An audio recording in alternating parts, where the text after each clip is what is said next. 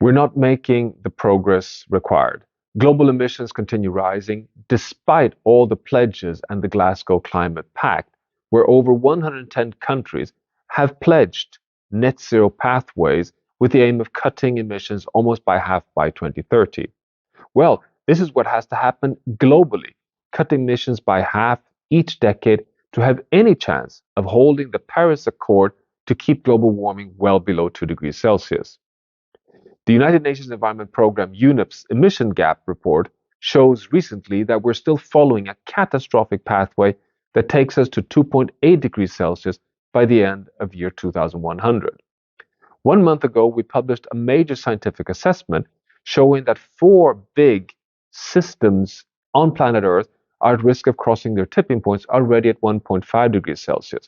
The Greenland ice sheet, the West Antarctic ice sheet, tropical coral reef systems across the entire planet Earth, and abrupt thawing of boreal permafrost. We are truly driving along a very dangerous road. It is therefore so important that the European commercial vehicles manufacturers have agreed to lead the way in the transformation towards fossil fuel-free transport. The recent agreement, developed in dialogue between ASEA and science at the Potsdam Institute, concludes that if the world needs to reach net zero emissions by 2050, this implies that by 2040, all new commercial vehicles sold on the market must be fossil fuel free. This is a major North Star for the entire industry. But it goes well beyond that. With the industry stepping up and investing in battery electric vehicles, hydrogen powered trucks, and in the transition, biofuel run transport, it requires that policy steps up and matches the investments in charging infrastructure, regulations, economic policies, and social campaigns.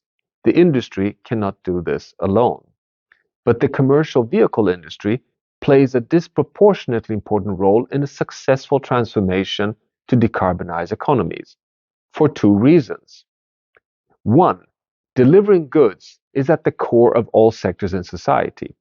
For companies in manufacturing, retail, food, construction, you name it, all need zero carbon trucks to meet their scope 1, 2, and 3 climate targets. Trucks are at the backbone of any modern society.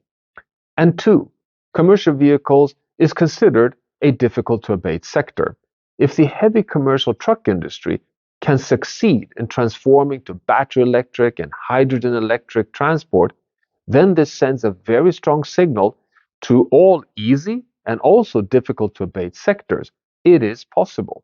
We can accelerate the path towards a zero carbon powered modern world.